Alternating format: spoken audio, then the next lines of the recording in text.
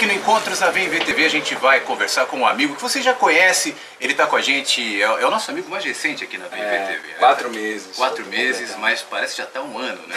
É, muita coisa acontecendo, né, mano? Ele apresenta o É Sério, nos ajuda no Papo de Graça também, faz tudo, câmera. Edita também? Edito também. O Braulio tá te dando uma força? O Braulio me deu uma força no começo, né? Me passou várias dicas, me ensinou a mexer ali no programa no Premiere e agora eu faço sozinho.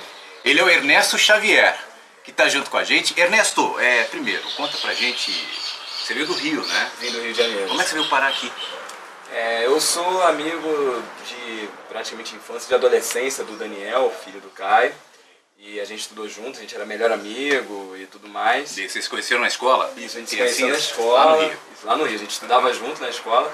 E aí eu gostava muito de vir aqui para Brasília, vinha sempre visitá-lo. E eu falei assim, poxa, se surgir algum dia uma oportunidade em Brasília, por que não? Aí deixei meu currículo com ele. Mas para outras coisas, porque ele trabalhava com RH. Até o dia em que o Caio pediu assim, informações a meu respeito profissionais, porque o Caio já me conhecia, mas convívio social. E pediu, aí viu meu currículo, achou que seria interessante que eu viesse para cá para trabalhar aqui com vocês. Na hora que ele me fez o convite, eu não pensei 2 vezes, fiz minhas malas e vim para cá. O Ernesto é ator, e isso é uma coisa legal aqui na Vem VTV, porque a gente parte de algumas escolas, assim. A minha é o rádio, o Braulio é a televisão, o humor, e no seu caso, né, você é ator. Eu sou ator, que já vem de uma família de atores, né? Minha família é quase toda de atores, meus avós são atores, minha irmã a sua avó, inclusive, é uma atriz conhecida da TV Globo, a Chica Xavier. Chica Xavier, que você está vendo a foto aqui, que é a avó do Ernesto. Parece com ele? Parece. Será? E aí eu venho dessa família de atores, né, do teatro, da televisão e de artistas em geral. Meu tio é cineasta, minha tia é artista plástica, enfim, aí todo mundo faz um pouco. Começou com a tua avó? Começou com o meu avô e minha avó juntos. Né, os dois fizeram a peça Orfeu da Conceição, que foi a primeira peça com atores negros no Teatro Municipal do Rio de Janeiro. Que ano foi? 1956. Era uma peça assim, que foi um marco, porque era texto do Vinícius de Moraes, músicas de Tom Jobim e cenário de Oscar Niemeyer. Legal, hein? Então foi um momento assim, muito importante. Sabe que eu estava vendo há pouco tempo uma entrevista do Grande Otelo, que ele era amigo eu conheci o Grande Otelo criança. É mesmo? É. Maravilhoso, né? Ele deu uma entrevista, isso há uns 5 ou 6 anos antes de ele morrer, e ele estava dizendo justamente desse começo da dificuldade de atores negros de se estabelecer. Poucos, eu não sei se a gente pode dizer que hoje isso é perfeitamente incorporado na coisa. Você vê nas novelas, por exemplo, agora até tem, né? Você tem um número maior. Mas não ainda não está em pé de igualdade. Em pé de igualdade não só com os atores brancos, mas com a população brasileira. Eu não sei se a população brasileira, que é em grande parte negra, se vê representada. Não é proporcional ainda, mas já melhorou bastante, Flavinho. Assim, vem com uma luta de muita gente, e a cabeça das pessoas no mundo está mudando muito. Quando teve a Thaís Araújo começou a protagonizar, foi a primeira protagonista negra numa novela. Isso aí foi do Manuel Carlos, foi agora, 2009, 2008. Primeira protagonista negra em 2009. Foi agora. Teve uma repercussão, assim, algumas pessoas rejeitaram um pouco, aí o perfil da novela mudou um pouco para o outro lado. Houve rejeição nos números? Nos números da audiência, porque eles fazem na Globo, sempre quando tem uma novela, com 15 dias de novela, eles fazem uma reunião com pessoas do público, não é? Leva essas pessoas para um hotel e faz uma pesquisa com elas. E houve uma rejeição ali. Por conta da protagonista negra. Da protagonista negra. Eles não achavam que ela tinha cara de protagonista. E certamente nesse povo que rejeitou tinha negros também. Com certeza. E aí a Globo começou a insistir nesse fato e vem mudando. Já tiveram outras atrizes e atores, o Lázaro Ramos, que é marido dela, também protagonizou vai protagonizar outra novela das 6, que deve estrear daqui a umas 2 semanas. Então está tendo uma mudança, e também você não pode mudar simplesmente por mudar, né? Você tem que ter qualificação. Então você tem hoje um mercado onde existem atores negros também mais qualificados, que estudaram bastante, que foram para fora, que falam outra língua, que isso também não tinha, não é? Até Você acha que isso era um componente? Também era um componente que faltava. Por quê? É um reflexo da sociedade, não é? É um reflexo da sociedade onde você tem uma população pobre, majoritariamente negra e mestiça. Então isso se reflete em todas as outras camadas da sociedade, todos os outros setores. Então você não tinha, por exemplo, onde eu fiz teatro lá no Rio de Janeiro, a mensalidade era cara, não é? Então para você entrar lá você tinha que ter um certo respaldo financeiro para poder fazer. Então, se na sociedade a maioria das pessoas que tem um poder aquisitivo melhor são brancos, assim, né? Então você também vai ter um número maior dessas pessoas em lugares onde necessite um poder aquisitivo maior para poder estar. Então isso se refletia em tudo. E hoje em dia você tem, lá no Rio, por exemplo, você tem o grupo Nós do Morro, que é um grupo que tem professores maravilhosos e atende uma favela que foi de onde saíram a maioria dos atores de Cidade de Deus, e a maioria desses atores jovens negros que você vê hoje na televisão, no cinema, saíram de lá. Então foi um projeto que deu certo, um projeto que deu muito certo, porque você levou a qualificação aonde onde existiam pessoas que não tinham possibilidade financeira de pagar por aquilo. Aí você descobre que você pode achar ator branco, ator negro, japonês. Onde você for, você vai achar. Onde você for, você vai achar. Só precisa ter o preparo, a ajuda, né? O apoio, né? Exatamente. Eu escrevi há alguns anos um artigo que falava sobre esse avanço do negro até na percepção cultural no mundo, não só no Brasil, especialmente para alguns eventos, alguns marcos. Assim. Um foi a eleição do Barack Obama, né? Um homem negro ocupando o cargo executivo mais poderoso do mundo, né, o presidente dos Estados Unidos, que foi o mesmo ano que o Lewis Hamilton ganhou foi campeão da Fórmula 1, foi o primeiro, o primeiro piloto negro a pilotar a Fórmula 1 e o primeiro a ser campeão. E ganhar um título, né, o inglês, né, foi o ano da Thaís Araújo, protagonizando a novela também. 18, né? Você acha que a gente está avançando nesse sentido? Você falou de algumas ações de apoio, de incentivo, de exercício da cultura, inclusive teatral, nas favelas, nas camadas mais populares. Você acha que a gente está avançando nesse aspecto? Eu acho que está avançando principalmente porque está existindo uma modificação na mente dos próprios negros, porque existia uma educação da inferiorização. Então as pessoas não se sentiam capazes de ocupar cargos onde elas não conseguiam se enxergar ali. Mas justamente por não ter referências. Por não ter nenhuma referência. E no nosso caso, de vir uma cultura de escravidão, é pouco tempo, né? Se a gente for ver a abolição da Lei Áurea para cá, faz pouco mais de 100 anos, não é tanto assim, né? Pouco mais de 100 anos, são 124, né? 124 anos, São 124 anos. Então você tem essa coisa enraizada ainda, mas está mudando. Existem hoje leis de incentivo, tem a lei de cotas que é muito polêmica aqui no Brasil, mas que de certa forma está ajudando muitas pessoas de baixa renda, negros, índios, a chegarem à universidade e formarem famílias com pais e mães com terceiro grau. Isso é importante porque você cria uma referência. A primeira referência que a gente tem é dentro de casa, não é? Então, se você tem um pai, uma mãe, alguém que fez faculdade, você como filho vai querer chegar ou superar os seus pais, e os seus pais vão querer a mesma coisa pelos filhos. Então, isso tem causado uma mudança.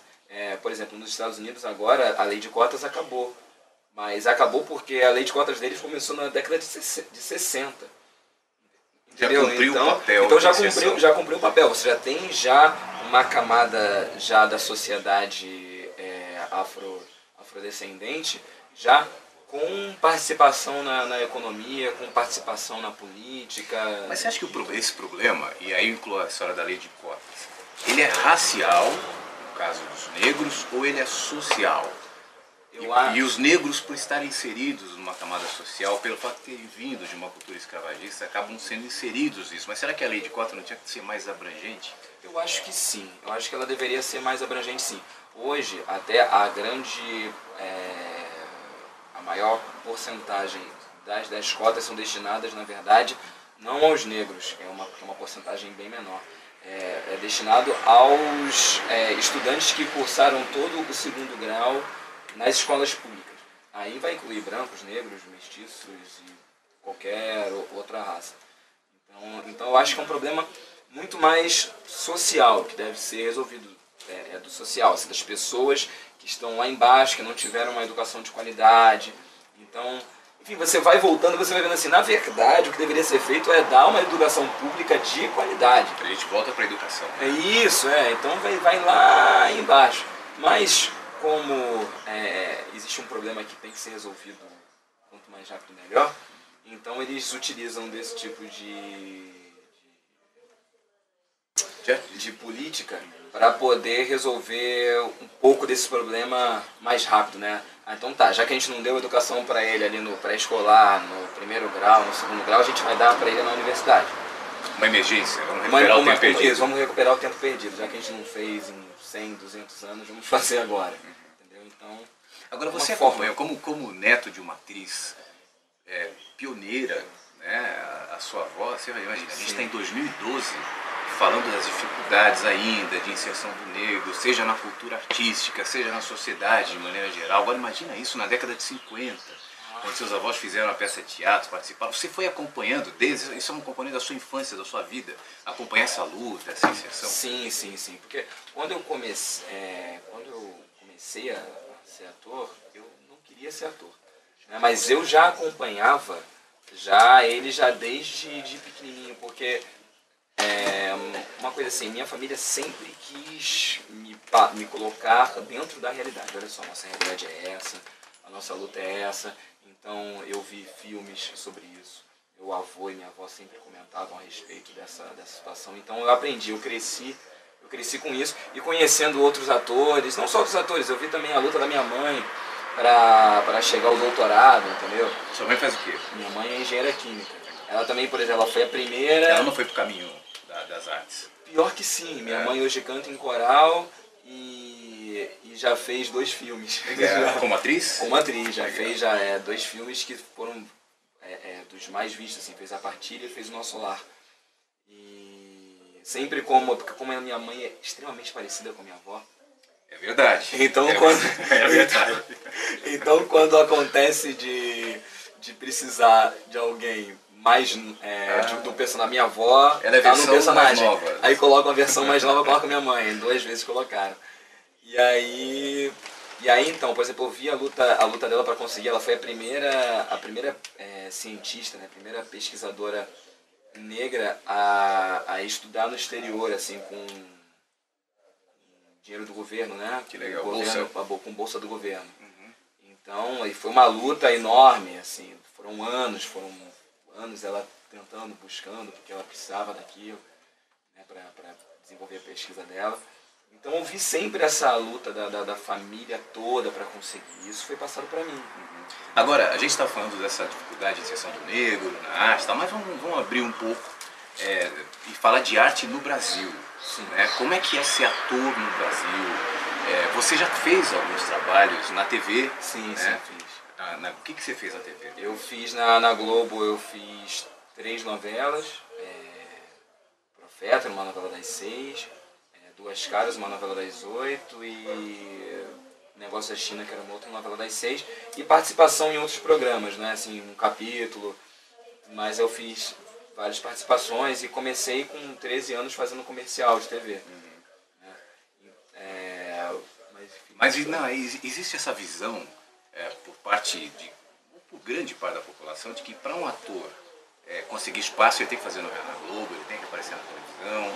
A gente sabe que isso, diante do número, da quantidade de atores, é um mercado minúsculo, mínimo, restrito, fechado, sim, né, limitado. Enfim, e como é que se conquista esse espaço? Como é que se trabalha a arte no Brasil, como ator especificamente? Nunca foi meu objetivo chegar à Globo. Assim, não, eu quero ser ator da Globo. Mas como Quero chegar neto lá. de quem era esse tipo de expectativa? Existia nas pessoas, mas nunca foi feito nada por parte dos meus avós para que eu chegasse lá. Eles sempre Para que falavam fosse assim, um caminho natural. você tem que seguir o seu próprio caminho. Eu cheguei lá, as pessoas não sabiam que eu era neto dela. Entendeu? Depois é que as pessoas descobriam por algum caso, porque tinham pessoas na Globo que me conheceram pequeno, entendeu? Que frequentavam minha casa por serem amigos deles.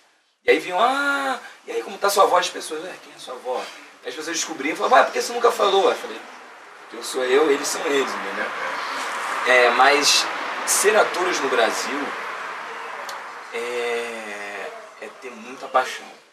Porque para você conseguir emplacar um projeto no teatro ou no cinema, é muito difícil. Você tem um mercado, assim, você tem um grupo de pessoas que conquistaram já um status, um lugar assim para produzir, que conseguem todas as leis de incentivo e que conseguem, entendeu? Que já tem os amigos lá dentro. Então para você conseguir chegar lá é muito difícil. A lei de incentivo, eu estava ouvindo hoje de manhã, saiu agora uma pesquisa dizendo que 80% da verba de lei de incentivo está concentrada na região sudeste, especificamente São Paulo e Rio. Sim. Nordeste é o melhor, não norte, nordeste só tem acho que 6%. E aí você imagina o resto. Não, imagina o resto. É muito concentrado mesmo. Nossa, se você for para São Paulo, existe uma coisa assim, a maioria dos atores vivem de teatro, né? Você tem um mercado de cinema e de televisão muito inferior em relação ao número de grupos de teatro. Mas o ator, ele, em São Paulo, consegue viver de teatro. Eu tenho muitos amigos que moram em São Paulo e vivem basicamente de teatro. Mas ainda assim não é fácil. Não, ainda assim não é fácil. Mas vive no limite ali. Não é uma vida na babesca. Não, são poucos os que conseguem ter uma estabilidade melhor. Mas no Rio, nossa, só se você, assim, você tem que cantar, sapatear, interpretar, produzir, para trabalhar com o Charles Miller e o Cláudio Botelho, para fazer musical com eles, que é o que dá dinheiro hoje. Ou ser um cara muito talentoso. Porque você tem as pessoas extremamente talentosas, os excepcionais, você tem os bons, os regulares, né? Tem mercado para todo mundo em todas as áreas. Mas para você conseguir se manter ali, você tem que ser excepcional para ter sempre um mercado de trabalho. Você está falando do Rio. Né? Agora você imagina em Natal, imagina como é que é no Rio Grande do Norte. Imagina no Maranhão, como é que é na Bahia, como é que é no Norte e Nordeste, ou mesmo no Sul. É bizarro. Por exemplo, minha irmã ontem encerrou uma temporada de 5 anos da peça A Dona Flor e Seus Dois Maridos. Encerrou lá em Natal. Minha irmã é atriz também. Minha irmã é atriz. Minha irmã que sempre quis ser atriz, muito boa, estuda muito, enfim. E encerrou ontem em Natal. Mas é uma peça que vem do Rio de Janeiro, com vários atores que são da Globo, são conhecidos, e com atores basicamente do Rio, e que aí vai para Natal e chegando lá tem público. Lota o mas teatro. vai para ver o ator da Globo. O ator da Globo que tá lá. Agora, o ator de lá não aparece. O ator de lá não consegue se manter, levar o público. Eu tenho um amigo que a gente se formou no teatro junto, que ele era de Resende, né, uma cidade do interior do Rio de Janeiro. E aí ele montou uma peça dele lá, e o público foi de 6 pessoas. 6 pessoas foram ver a peça. Aí beleza. Anos depois, ele ficou muito famoso, e ele levou uma peça dele pra lá. Ele ficou muito famoso na televisão, né? E aí levou uma peça dele pra lá e ele encheu o maior teatro do Brasil, que tem 3.000 lugares.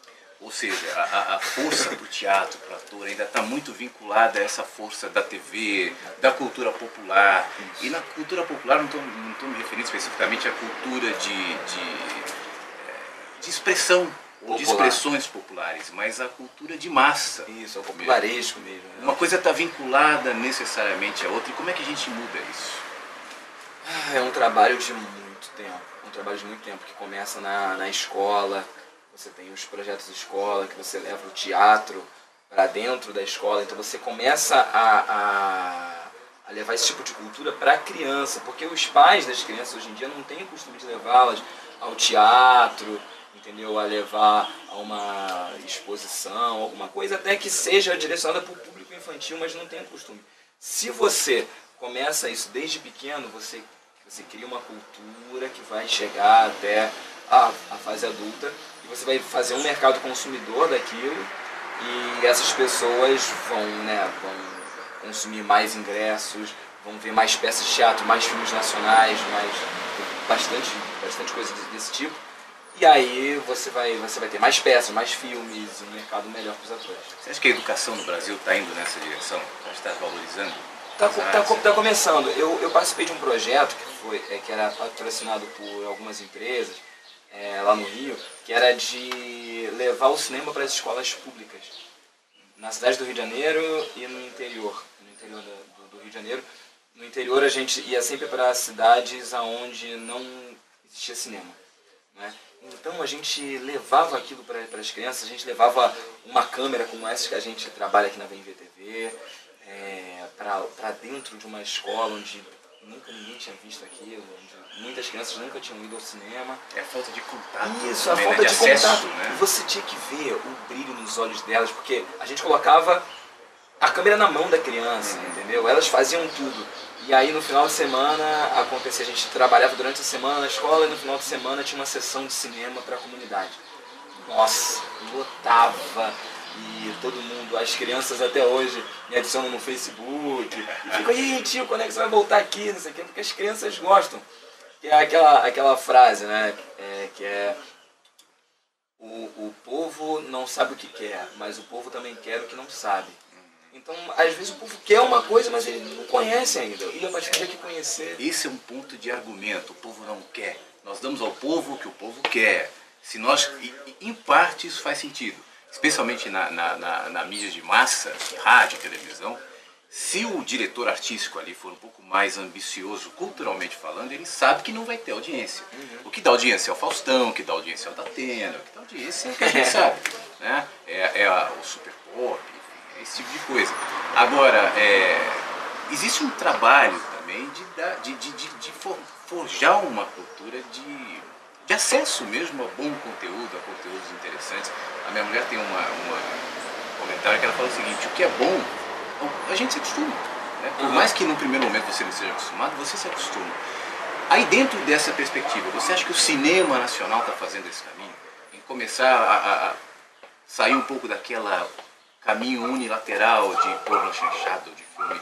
Você acha que está abrindo um pouco ou ainda está indo nessa coisa de cultura de massa muito forte? Não, hoje no Brasil você tem cineastas que estão surgindo as novas escolas de cinema, porque não existia escola de cinema no Brasil. Né? As pessoas vinham da publicidade, né? O Fernando Meirelles veio da publicidade, enfim, o Arnaldo Jabor, que era do cinema, foi para a publicidade porque não tinha como se sustentar no cinema e voltou ao cinema agora. Você tem uma geração nova de pessoas que estão estudando cinema, que fazem cinema, que veem o cinema de uma forma mais global, que estão levando visões diferentes. E hoje você pode fazer cinema com uma câmera fotográfica. Então, tecnologia ajuda muito. Então você está levando o cinema para outros lugares. Você não precisa mais ter uma câmera com filme 35mm ou 16mm para poder fazer cinema. Então está se popularizando tanto a forma de se fazer cinema quanto as culturas locais. Entendeu? Mas ainda não existe uma cultura de ver cinema nacional, uma coisa que está caminhando aos poucos. Está crescendo a reboque dos atores que você conhece na televisão. As pessoas vão ver porque a Glória Pires é o Tony Ramos, é o Lázaro Ramos, entendeu? Mas no meio dali vão surgindo atores que surgiram no cinema mesmo. Tem um caminho inverso. Estão sendo trazidos para a televisão atores que começaram a fazer sucesso a partir do cinema. Tem alguns atores que estão aí que começaram a partir do cinema e aí foram chamados para fazer televisão. É uma maravilha no mundo da comunicação hoje, aí envolve cinema, TV, rádio ou qualquer outra coisa, que as tecnologias te dão acesso a você produzir o teu próprio conteúdo. Né? Ainda que você precise de muita grana para fazer um filme, mas tem muita gente fazendo curtas ou fazendo filmes mais mais longos, mesmo de uma maneira mais barata, com tecnologia própria, com a câmera de mão, né? A plataforma que dá visibilidade a esse conteúdo hoje aumentou, você não está unicamente exclusivo ali nas salas de cinema, ou nas emissoras de rádio, ou nas emissoras de televisão, né? Você tem plataformas, você tem internet, né? Isso é um combustível para a criatividade e para o acesso também das camadas populares à medida que vão tendo acesso a esse tipo de material, né? Não, as pessoas hoje em dia elas podem consumir aquilo, conteúdos dos mais variados, de várias formas, ou pela internet. Você tem festivais de cinema itinerantes, de teatro itinerante, o rádio tá ainda, que já era sempre foi uma coisa de característica popular, está se disseminando. Você tem rádios comunitárias cada vez mais fortes, rádios web. Então, eu acho que está tudo se popularizando porque a tecnologia está ficando mais barata, mais acessível, né? Então as pessoas começam a produzir, têm vontade, né? Eu acho que a cultura e a arte é uma coisa que fica ali dentro de você e a partir do momento que você tem uma forma de expressar aquilo ali, você extravasa aquilo, né? Eu acho que é a melhor forma de expressão do ser humano. Ernesto, a gente está quase chegando ao finalzinho aqui do nosso Encontros e eu queria que você falasse especificamente para quem está em Brasília. O Ernesto tem um trabalho de aulas, né, de teatro que é aberto, que é de graça, não é isso? Eu queria que você falasse um pouco sobre isso. Sim, então, eu estou com um grupo de teatro chamado Arte de Graça e acontece todos os sábados de 4 às 6 da tarde na Estação do Caminho da Graça, que fica na Cidade do Automóvel, quadra 14, Conjunto 10, lote 4. E você pode ir porque é de graça, é muito legal. O nosso objetivo, na verdade, é integrar. Nós temos lá pessoas que nas primeiras aulas praticamente não abriam a boca e que hoje já comandam o grupo. Então isso é muito interessante, você vê como as pessoas começam a se expressar melhor, a se comunicar e a conhecer melhor as pessoas, porque o teatro, para mim, na verdade, une as pessoas. Então, se você quiser, aparece lá no Arte de Graça, na Estação do Caminho da Graça, de 4 às 6 da tarde, todos os sábados. E pode ir, que é gratuito. Não paga nada e você vai crescer uma cultura própria, interior, pessoal, que vai te fazer uma pessoa melhor, né? Tomara.